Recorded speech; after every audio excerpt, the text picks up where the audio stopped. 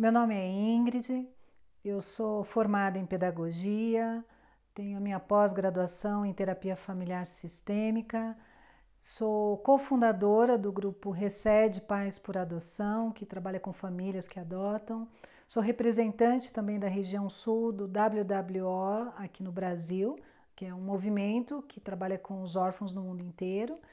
E sou mãe de 8 filhos, sendo desses 5 pela via da adoção. Eu estou aqui para fazer um convite a vocês de algumas reflexões.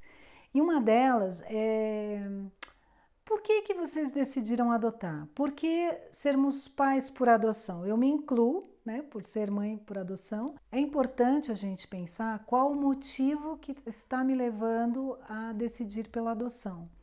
Se é porque eu quero aumentar o número de filhos, ou se porque não consegui engravidar pela via natural ou pela fertilização. Isso tudo tem que estar muito bem claro e muito bem conversado com o meu companheiro, se é por uma adoção monoparental, também com a minha família, para que a gente possa decidir e escolher por essa via da maternidade ou da paternidade, né? Porque é uma decisão que não tem volta, é para o resto da vida. Eu costumo dizer que filho não é só até os 18 anos, né? Eu já sou avó e percebo que já tenho filhas de 32 anos, então eu percebo que a maternidade e a paternidade nunca tem fim, é para o resto da vida. Por isso é uma decisão muito importante que deve ser tomada e deve ser conversada, discutida. E no caso da adoção, o quanto eu estou preparado para ser mãe e ser pai, né? Quando a gente gesta, a gente tem 9 meses ou um pouco antes até conseguir engravidar. Mas durante a espera da adoção, é importante que a gente saiba que nós temos sim um tempo de preparação e que é muito importante que isso aconteça. E nós precisamos sim fazer os cursos, ler livros, hoje em dia ver Instagram, ver programas, conversar com famílias também que já adotaram, conversar com profissionais da área, né, da área da psicologia, os assistentes sociais, com quem quer que esteja envolvido com esse universo da adoção, para que a gente possa tirar todas as dúvidas, todos os fantasmas, né, que existem por aí, que permeiam esse tema, esse assunto, e a gente possa cada vez mais estar preparados para a chegada dos nossos filhos. Outro tipo de reflexão que eu acho importante a gente fazer é: por que que eu quero mudar a idade do filho que eu escolhi no início? O perfil, né? No início eu queria uma idade e agora estou pensando em ampliar essa idade. Qual é o motivo real de tudo isso? Você tem pensado realmente na possibilidade porque você já está há algum tempo esperando na fila e percebe que seu filho também já está crescendo, né? Não é aquele bebê, mas ele também cresce junto com a gente. Ou você percebe que é porque você entende que está pronto para uma criança maior? Nós precisamos pensar sobre isso, porque adotar um bebê tem as suas demandas, tem as suas necessidades, acordar de madrugada, né? Tem as suas características, mas com o passar do tempo e até da espera, a gente vai envelhecendo, né? E eu sei disso por experiência própria, que a gente envelhece, né? E nosso filho também cresce e a gente precisa entender que será que estamos preparados mesmo para agachar e levantar tantas vezes, ou para passar noites em né, em claro com um bebê, ou ir ao hospital por uma dor de ouvido, coisas que são típicas de criança pequena. Eu preciso fazer essa reflexão, eu preciso conversar isso também com o meu companheiro, né? Porque o tempo vai passando. Agora, se a motivação for porque eu estou muito tempo na fila e estou com pressa, né? O sininho da maternidade está batendo e eu preciso urgente ser mãe. Não, essa motivação é muito perigosa, porque se o meu desejo é ser mãe de um bebê, eu preciso então esperar o tempo da chegada desse bebê. Eu não posso mudar o perfil porque estou com pressa. Como eu disse anteriormente, filho é para sempre. A gente não pode pensar simplesmente em filho como um momento unicamente, porque até porque essa criança também vai crescer, né? Outro pensamento que deve ser feito: será que na minha idade eu estou pronta? Eu quero um bebê, meu sonho é ter um bebê, mas quando eu tiver daqui 10 anos, daqui 15 anos, a idade em que eu estiver, não sei qual é a sua idade, eu vou estar pronta para ser mãe de um adolescente ou de um adolescente? Né? A gente tem visto que a velocidade, né, tem sido muito rápida. Será que eu estou pronta para encarar os desafios na minha idade, na idade que eu estarei quando meu filho crescer? Esses são pontos e reflexões importantíssimas para serem feitas nesse momento de decisão. Afinal de contas, todos os nossos filhos passarão pela adolescência, mas eu preciso saber qual é a idade que eu estou preparada para passar por esse tempo de adolescência.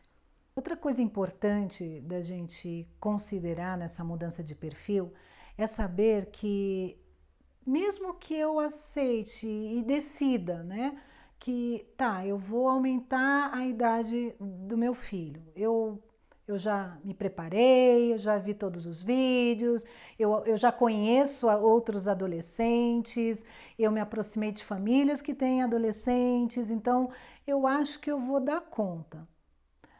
Uma coisa que nós precisamos pensar é: eu vou abrir mão daquele bebê que eu tanto sonhei? Ou eu vou ficar com aquilo ainda ali guardado numa gavetinha? Vou ficar com aquilo ainda permeando a minha mente, o meu desejo, gerando uma frustração?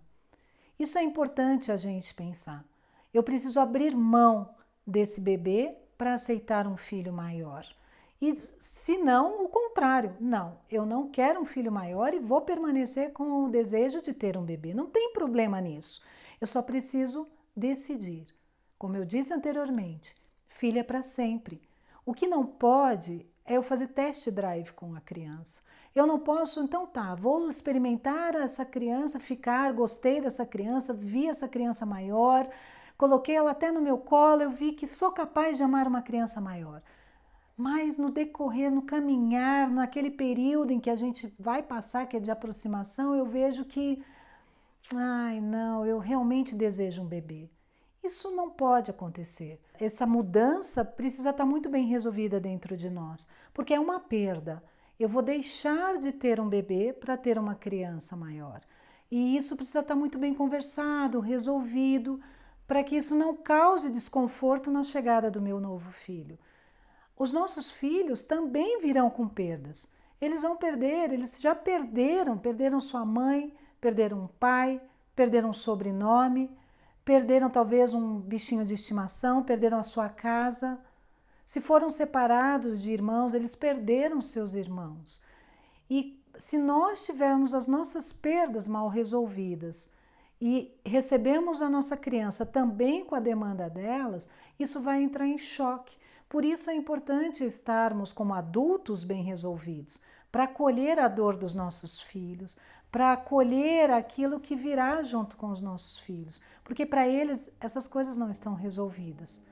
Então, este tempo de reflexão, esse tempo de capacitação, esses vídeos que virão, servem justamente para essa reflexão, para esse pensamento, para tratar tudo isso dentro de nós, porque é dolorido, é difícil a gente fazer essas mudanças. Mas isso também não precisa, essa decisão não precisa ser feita agora, no primeiro vídeo, no segundo vídeo, no terceiro. Não!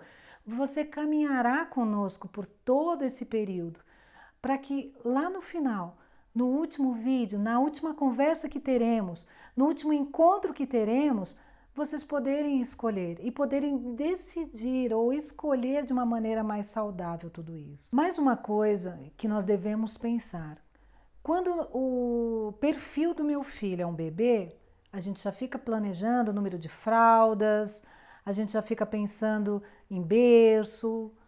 Mas e quando for um adolescente? Como eu devo proceder? Qual o planejamento que eu devo fazer? Porque esse planejamento não é menos emocionante do que quando é de um bebê.